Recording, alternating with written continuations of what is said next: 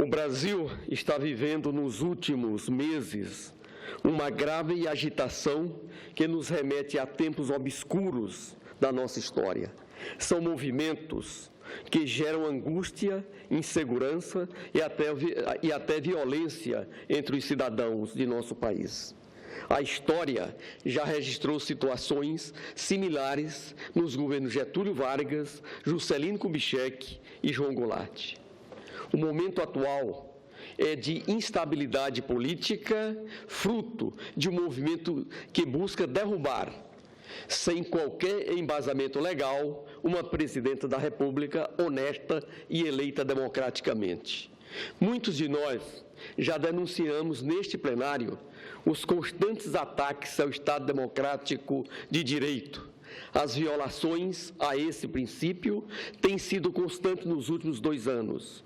A mais viável e flagrantemente percebida se deu no dia 16 de março, quando o juiz federal Sérgio Moro violou o sigilo telefônico da presidenta da República, Dilma Rousseff.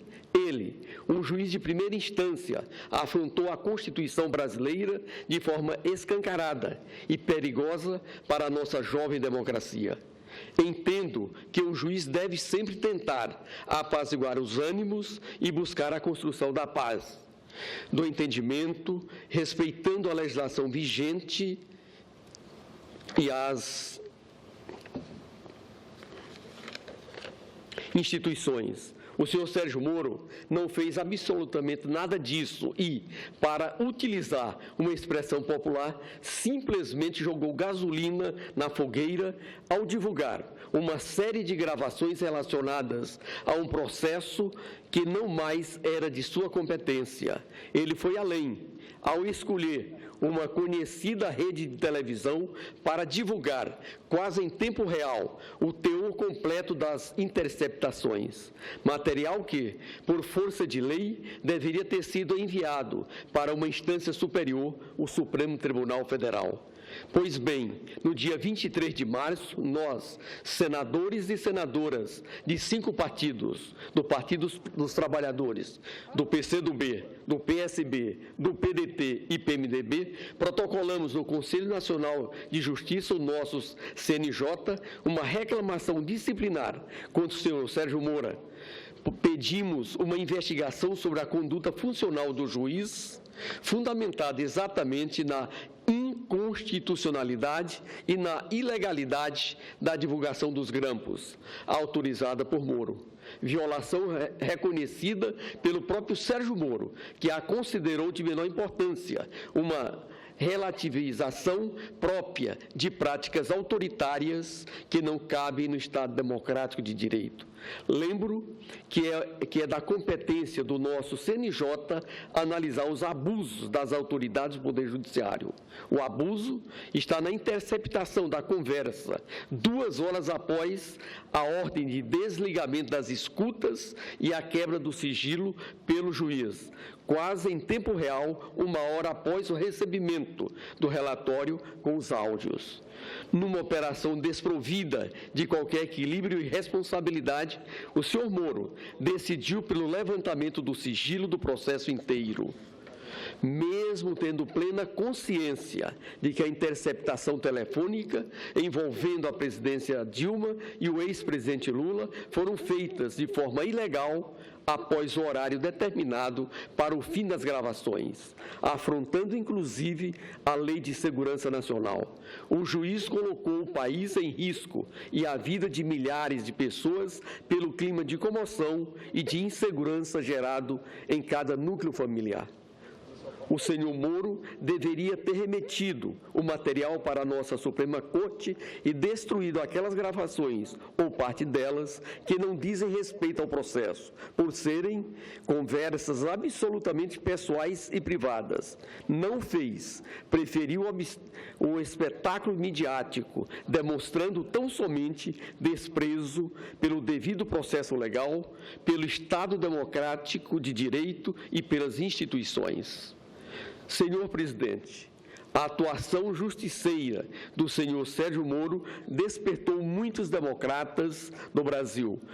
todos estamos preocupados com suas atitudes arbitrárias e autoritárias. Por isso, no dia 22 de março, um expressivo grupo de juristas, advogados, professores de direito, defensores públicos e estudantes de todo o país levaram à presidenta Dilma Rousseff um manifesto pela legalidade e em defesa da democracia. No texto, eles reafirmam o Estado democrático e constitucional de direito.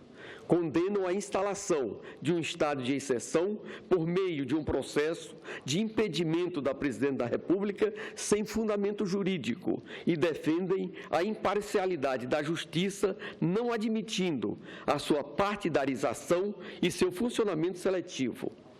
Esses juristas e advogados destacam a importância do combate à corrupção, condenam a utilização irresponsável de meios de comunicação para a sustentação artificiosa e inidônea de procedimentos jurídicos, pregam a preservação da estabilidade e o respeito às instituições políticas e finalizam dizendo, abre aspas, a democracia permite a divergência sobre a correção das decisões políticas, mas a decisão última sobre os erros e acertos em um regime democrático repousa no voto popular.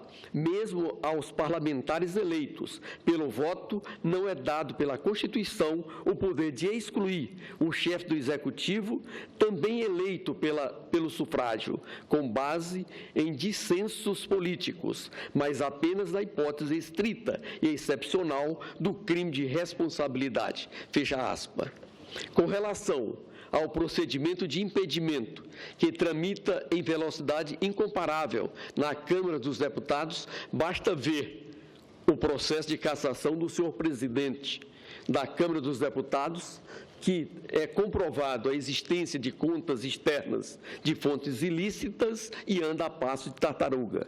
Um dos juristas presentes no encontro com a presidente, o professor Francisco de Queiroz Bezerra Cavalcante, diretor da Faculdade de Direito da Universidade Federal de Pernambuco, lembrou que o único fato atribuído para o pedido de impeachment da presidenta são as alegadas pedaladas fiscais que a própria Câmara já resolveu excluir do processo por ter clareza que não tem fundamento legal para esta finalidade, limitando ali apenas aos decretos em que aqui a senadora Gleisi Hoffmann já fez exposição clara da sua incompatibilidade para caracterizar como crime de responsabilidade.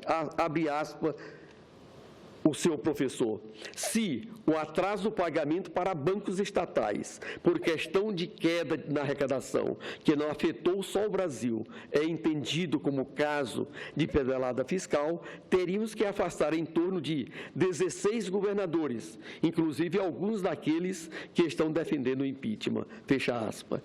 Vejam que a preocupação dos juristas está sempre ligada à defesa da nossa Constituição e de todo o arcabouço legal brasileiro. Sobre as ilegalidades praticadas pelo juiz Sérgio Moro, a nossa Suprema Corte começou a analisar o fato e a se pronunciar, embora ainda de forma monocrática. Merece atenção e o nosso respeito à decisão do ministro Teori Zavascki, do Supremo Tribunal Federal, tomada no dia 22 de março. Aqui eu quero registrar que aqueles que fazem a defesa do juiz não têm o mesmo cuidado de fazer a defesa de um ministro do Supremo Tribunal Federal, que está sendo também objeto de agressão por boa parte daqueles que defendem o impeachment nesse processo. Me concede uma parte, não senador, é muito comum conceder a parte Sim. à presidente de mesa, mas vou conceder. Hoje é uma segunda que está bem tranquila aqui, mas é só para lhe parabenizar por levantar isso. Eu acho que a ninguém deve, eu venho desde pequeno que eu ouço que decisão judicial se cumpre.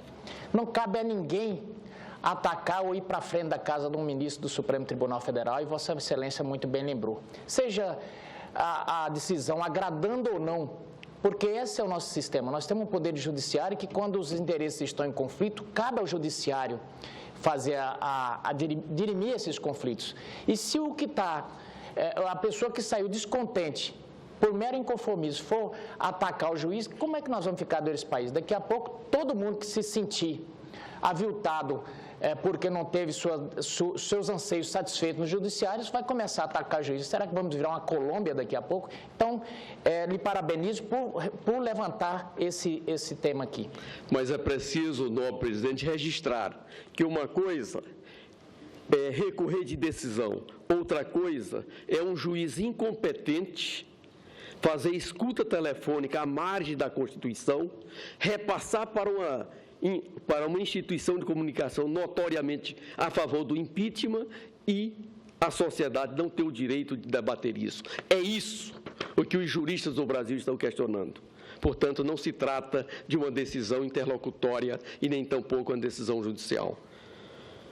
O ministro determinou o retorno para a Suprema Corte de todo o processo da Lava Jato, que envolve o ex-presidente Lula. Assim, o STF retoma o poder que a Constituição lhe confere como foro competente para decidir se cabe desmembramento das investigações, bem como sobre a legitimidade dos atos jurídicos praticados até agora.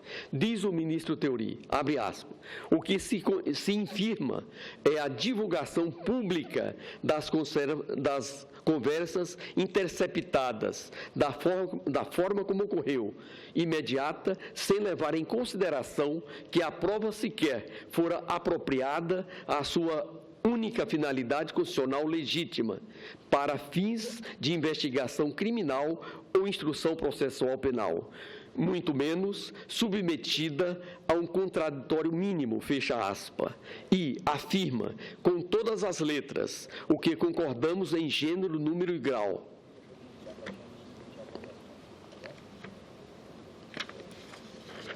Abre aspas, não há como conceber, portanto, a divulgação pública das conversações do modo como se operou, especialmente daquelas que sequer têm relação com o objeto da investigação criminal. E é por isso que os juristas têm se insurgido contra a condução, nesse processo específico, pelo juiz Sérgio Moro.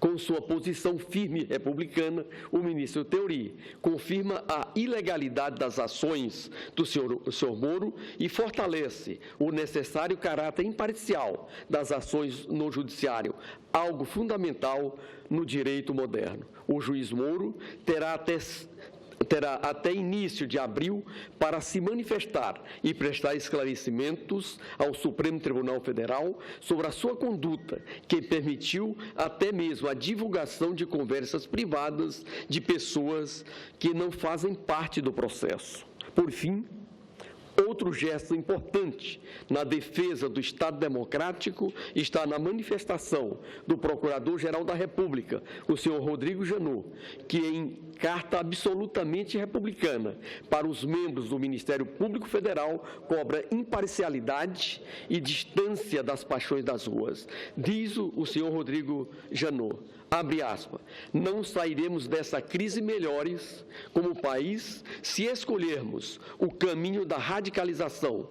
Essa estrada só tem curso para nos levar ao ódio e à desintegração no sentimento de unidade essencial que deve permear o nosso povo para além das divergências políticas. Fecha aspas. Abre aspas novamente. O Brasil superará essa crise, não há dúvida sobre isso. Esse fato sequer depende do Ministério Público, da Justiça ou dos partidos. Ao contrário, vai ocorrer, se for necessário, apesar de todos nós, pela força da própria sociedade. Temos, no entanto, uma escolha. Institucionalizaremos os valores republicanos, democráticos e do Estado de Direito ou afundaremos o país em um perigoso jogo de poder que nada há de agregar à construção da cidadania e da civilidade. Para responder a essa pergunta, é preciso entender que, sob qualquer governo, de esquerda, de direita ou de centro, o futuro será generoso conosco, se aceitarmos definitivamente que não existe salvação possível fora das instituições. O senhor Rodrigo Moro diz ainda que, abre aspas, A Lava Jato certamente não salvará o Brasil, até porque, se tivéssemos essa pretensão, já teríamos falhado antes mesmo de começar. No entanto, esse belo trabalho, estou convicto disso, tem as condições necessárias para alavancar nossa democracia para um novo e mais elevado patamar, se, e somente se, soubermos manter a união, a lealdade institucional, o respeito à Constituição. Devemos apagar o brilho personalista da vaidade para fazer brilhar o valor do coletivo, densificando a institucionalidade dentro da nossa casa e, consequentemente, no país.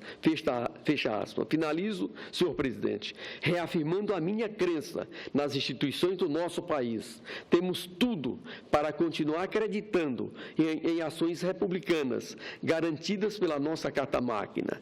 Já enfrentamos muitas crises e certamente outras virão, mas, absolutamente, para qualquer momento difícil da nossa história, jamais será encontrada se nos afastarmos 1 milímetro, que seja da legalidade da Constituição brasileira e do Estado Democrático de Direito. Nesse momento em que vivemos essa crise, é fundamental o debate franco e fraterno entre os brasileiros e brasileiras. Por isso, nesta quinta-feira, dia 31 de março, os verdadeiros democratas estarão nas ruas para defender o Estado Democrático de Direito, como já fizemos contra a ditadura militar e na construção da Constituição Republicana de 1988. Será um dia muito bonito, o momento de reafirmar as nossas instituições, de engrandecer nossos ideais democráticos, de valorizar o voto em eleições diretas e livres, de abraçar os nossos irmãos e irmãs e dizer: não vai ter golpe. Vem para a democracia, dia 31 de março, em nome do Estado Democrático de Direito. Muito obrigado, senhores.